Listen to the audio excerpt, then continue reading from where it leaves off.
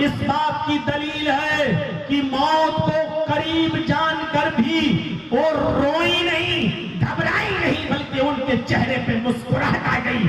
हजरत फातिमा का मुस्कुराना इस बात की दलील है कि मोमिन मौत को जब करीब देखता है तो उसके चेहरे पे मुस्कुराहट आती है। मेरे भाइयों, आज हमारे चेहरे पर मौत को करीब देखकर मुस्कुराहट नहीं आती है, तो इसका मतलब यह है कि हमारे ईमान की कमजोरी है। हमें अपने ईमान को मजबूत बनाने की जरूरत है।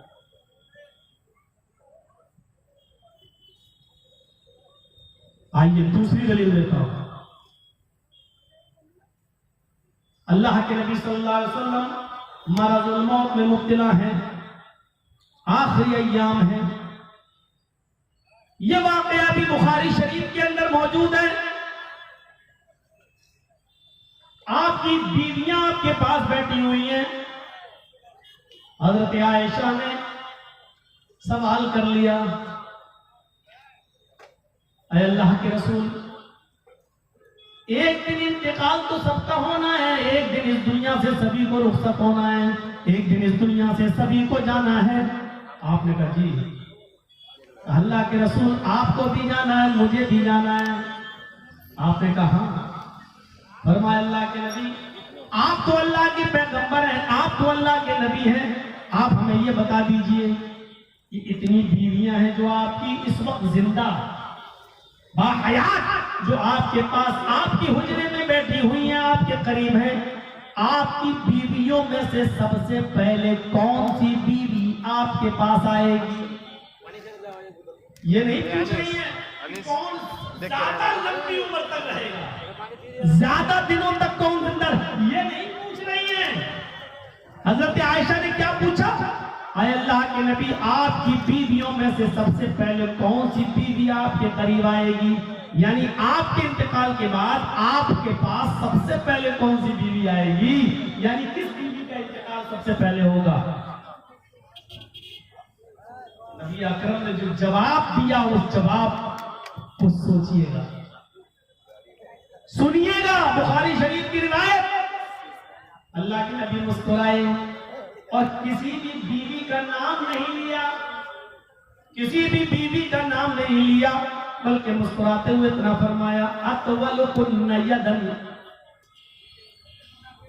ऐ आयशा, हमारी जो बीवियां यहाँ बैठी हुई हैं, इन औरतों में, बीवियों में सबसे पहले मेरे पास वो औरत आएगी, तुम में सबसे पहले वो औरत मुझसे मुलाकात करेगी, मेरी वो बीवी मुझसे सबसे पहले मिलेगी। अतवलुकुन्ना यदन, तुम में से जिसके हाथ सबसे ज्यादा लंबे होंगे, तुम में से सबसे ज्यादा जिसके हाथ लंबे हो। थोड़ी देर हजरत आयशा बैठी रही, सारी बीवियां बैठी रही, लेकिन हजरत आयशा को चैन न मिला। उड़ती हैं, दूसरे हुजरे में जाती हैं और इशारा करके एक एक बीवी को सबको अपने दूसरे हुजरे में बुलाती है।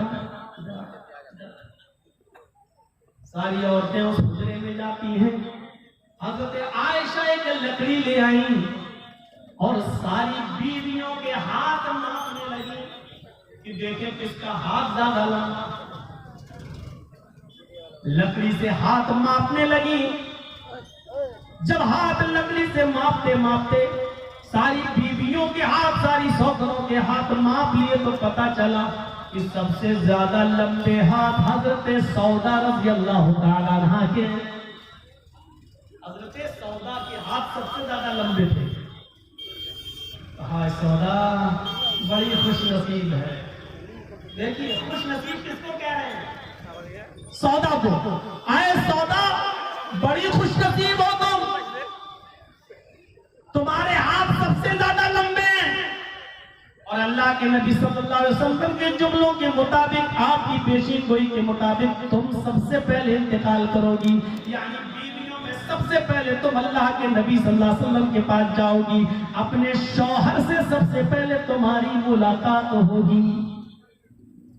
हज़रत सौदा भी मुस्कुराने लगी, यानी वो भी समझने लगी कि नहीं मेरे हाथ लंबे तो मैं जाऊंगी, यानी मेरा इंतकाल सबसे पहले होगा बीवियों में।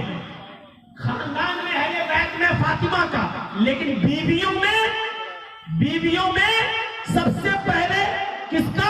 जिसके हाथ सबसे ज्यादा लंबे होंगे, और सबसे ज्यादा लंबे हाथ लकड़ी से जब नापा गया तो किसके निकले? हजरते सौदा के। और हजरते सौदा रज़ी अल्लाह ताला अन्हा के हाथ जब सबसे ज्यादा लंबे निकले तो वो सौदा भी मुस्कुराने लगी, खुश हो गई कि मैं अल्लाह के नबी के पास सबसे पहले जाऊंगी। खुशी देखिए, मौत को करीब देख रही है तो खुशी का इजहार कर रही है, मौत को जब करीब देख रही है तो खुश हो रही है कि चलो पूरी जिंदगी नबी के साथ ना रही तो क्या हुआ, इंतकाल तो मेरा सबसे पहले होगा, मुलाकात तो मेरी सबसे पहले मेरे नबी मेरे शौहर से होगी, लेकिन इंतकाल सबसे पहले हजरत सौदा का नहीं हुआ। इंतकाल किसका हुआ यहां से समझिए, इंतकाल हुआ सबसे पहले हजरत ज़ैनब बिन्त जहश का। आपकी बीवियों में सबसे पहले कौन सी बीवी का इंतकाल हुआ? खदीजा रज़ियल्लाहु ताला अन्हा। ये तो जिंदगी में ही, नबी की जिंदगी में ही चली गई। नबी के इंतकाल के बाद जो बीवियां थी, उन बीवियों में नबी के बाद सबसे पहले कौन सी बीवी का इंतकाल हुआ? हजरत ज़ैनब का। हाथ सबसे ज्यादा लंबे किसके थे? सौदा के। अल्लाह के नबी ने कहा क्या था? अतवलु कुन्नयदन, जिसके हाथ सबसे ज्यादा लंबे होंगे वो सबसे पहले मुझसे मिलेगी। तो हाथ लंबे किसके थे? सौदा के। इंतकाल सबसे पहले किसका हुआ? हजरत ज़ैनब बिन्त जहश का। सब एक दूसरे का चेहरा देखने लगी, हजरत सौदा के चेहरे पर भी सन्नाटा आ गया। ये क्या हुआ? अल्लाह के रसूल ने तो कहा था जिसके हाथ सबसे ज्यादा लंबे होंगे, सबसे ज्यादा लंबे तो मेरे हाथ थे, और इंतकाल सबसे पहले ज़ैनब बिन्त जहश का हो गया। हजरत आयशा कहती है अल्लाह के नबी झूठ नहीं बोलते, आपका पैगाम झूठा नहीं था, हमारी अक्लें ही नाक़िस थी जो नबी के फरमान को समझ नहीं सकी। अल्लाह के नबी सल्लल्लाहु अलैहि वसल्लम ने फरमाया तुम में सबसे पहले उसका इंतकाल होगा जिसके हाथ सबसे ज्यादा लंबे होंगे। हमारी अक्लें कमजोर थी जो हम लकड़ी लेकर हाथ नापने लगे। नबी अकरम के कहने का मकसद ये था जिसके हाथ सबसे ज्यादा लंबे होंगे, इसका मतलब यह है कि गरीबों में, मिस्कीनों में, फकीरों में जो सबसे ज्यादा सदका और खैरात करने वाली होगी, गरीबों में सबसे ज्यादा लुटाने वाली होगी, गरीबों की फिक्र करने वाली होगी, ज़कात और खैरात का सबसे ज्यादा ख्याल रखने वाली होगी, ये मतलब था। और हम तमाम औरतों में हजरत ज़ैनब से ज्यादा सदका करने वाली कोई नहीं। हजरत ज़ैनब औरत थी, अगर उनके घर में एक रोटी है, आधी रोटी खाकर पेट भर गया तो आधी बचती थी, उसको सुबह नाश्ते के लिए नहीं रखती थी, बल्कि उस आधी रोटी को भी वो किसी गरीब को ढूंढ कर दे दिया करती थी। सुबह का अल्लाह मालिक वो कभी भी दिन रात का बचा हुआ खाना घर में नहीं छोड़ती थी, बल्कि उसको भी सबका खैरात कर दिया करती थी, गरीबों को दे दिया करती थी। उन्होंने अपने पास कोई चीज जमा नहीं की है, रख नहीं छोड़ी है। आए और तो हम ही को गलत फहमी हो गई है, हमारी नाक़िसुल अक्ली थी, हमारा दिमाग कमजोर था, तो हम अल्लाह के नबी की बात को समझ नहीं सके। अल्लाह के नबी ने कहा तवल्लु कुन्नयदन, आप ये भी तो कह सकते थे जो सबसे ज्यादा लंबी होगी, नहीं, आपने कहा जिसके हाथ सबसे ज्यादा लंबे होंगे, इसका मतलब ये कि जो सबसे ज्यादा सदका और खैरात करने वाली होगी। लिहाजा हजरत ज़ैनब सबसे ज्यादा सदका और खैरात करने वाली थी।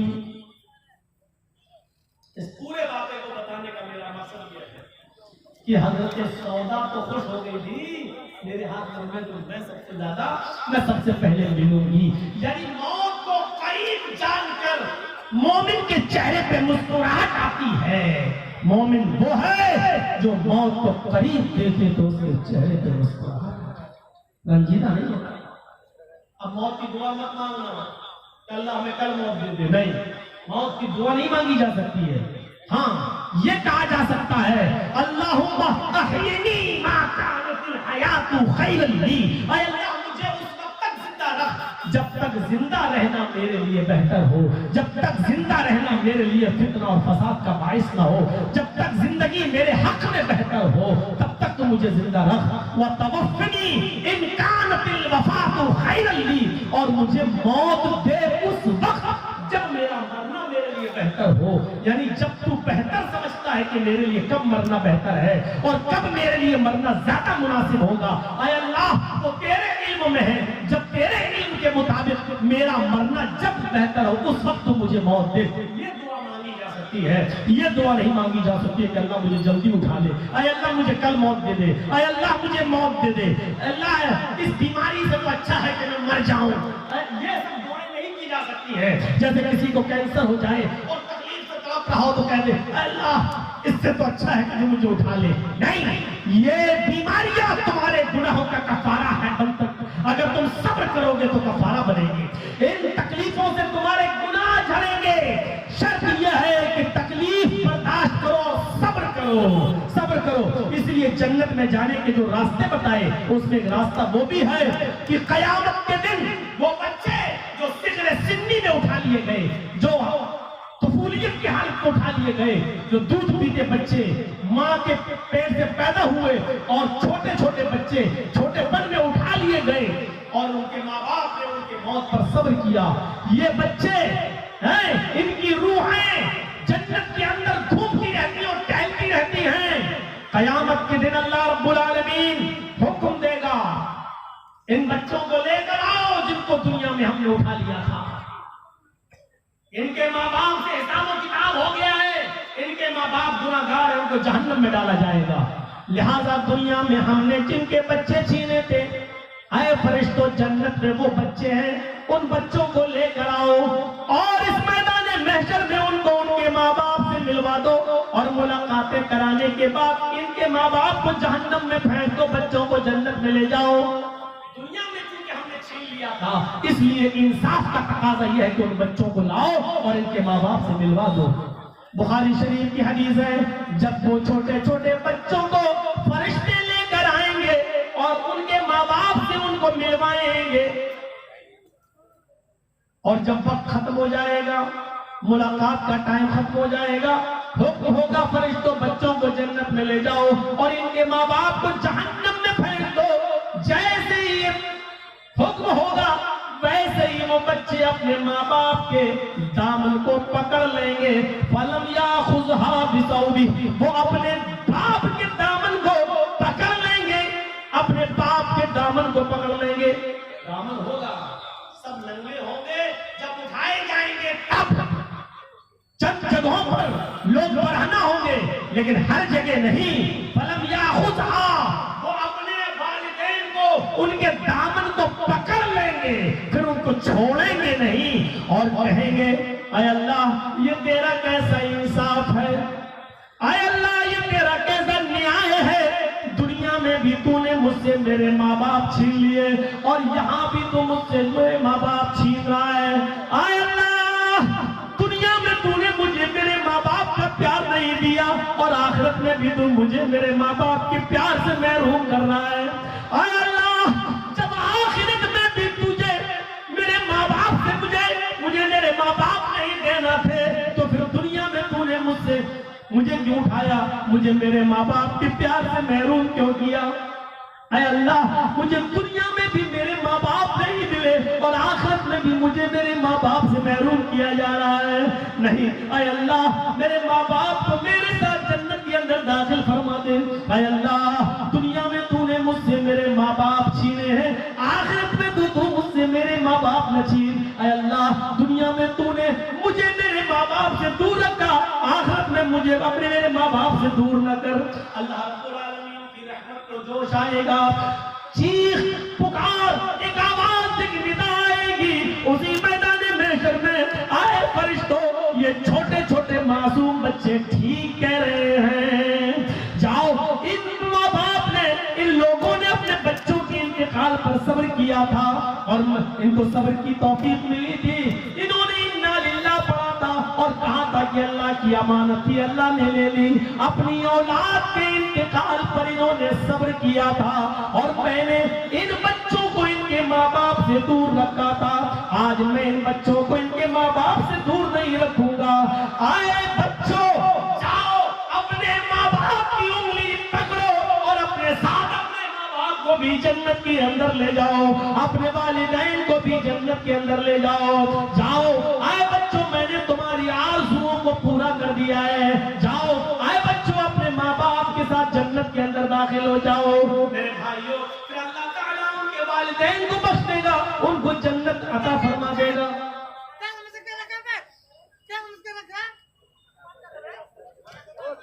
अरे आप लोग क्यों बोल रहे हैं? एक आदमी वैसा है, आप भी उसके साथ वैसे ही बोल रहे हैं। आप लोग उसका फर्क क्या रह जाएगा? तो उनके माँ बाप को बख्श दिया जाएगा। तो मैं कहना ये चाह रहा था कि मेरे साथियों, मौत के वक्त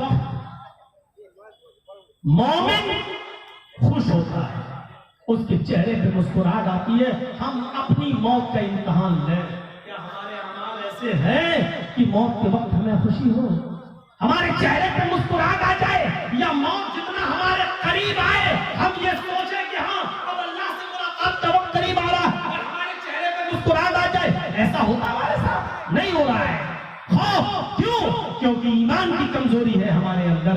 अगर ईमान मजबूत होता तो मौत के वक्त हमें खुशी जरूर। एक वाक़े की तरफ और ले जाना चाहूंगा मैं आपको। उस वाक़े की तरफ चलिए और देखिए क्या मंजर था। आपने हजरत खंसा का नाम सुना होगा। एक सहाबिया गुजरी है हजरत खंसा रज़ी अल्लाह ताला अन्हा। हजरत खंसा की जिंदगी के दो दौर ऐसे हैं जो काबिल बयान। पहला दौर इस्लाम से पहले का और दूसरा दौर इस्लाम लाने के बाद का। हजरत खंसा सन 8 हिजरी में इस्लाम लाई है। सन 8 हिजरी में, 8 हिजरी से पहले वो काफिरा थी और 8 हिजरी के बाद वो मुस्लिमा हो गई। 8 हिजरी से पहले काफिर और 8 हिजरी के बाद वो मुस्लिम। अब गौर करना यहाँ पर, 8 हिजरी से पहले का हाल क्या था और 8 हिजरी के बाद का हाल क्या था। अरब की सबसे बड़ी शायरा, अरब की सबसे बड़ी मर्सिया पढ़ने वाली, अरब की बहुत बड़ी बिजनेसमैन या औरत, जब उकास का मेला लगता था मक्के के अंदर, सूखे उकास जब बाजार लगता था तो हजरत खंसा बिजनेस करती थी, अपना माल ले जाया करती थी और बेचा करती थी। लेकिन हजरत खंसा का खेमा मक्के में जहां लगता था, खेमे के बाहर एक बोर्ड लग जाता था, उस पर लिखा होता था अरफल अरब, अरब की सबसे बड़ी मर्सिया पढ़ने वाली औरत, अरब की सबसे बड़ी शायरा। किसी की मौत पर इतना दर्दनाक मर्सिया पढ़ती थी, इतने दर्दनाक अशार पढ़ती थी कि हर आदमी रोता था उनका मर्सिया सुनकर। उनको लक़ब मिला था अरफल अरब, अरब की सबसे बड़ी मर्सिया पढ़ने वाली औरत। 8 हिजरी से पहले उनका एक भाई मुआविया दुश्मनों के हाथों कत्ल कर दिया गया।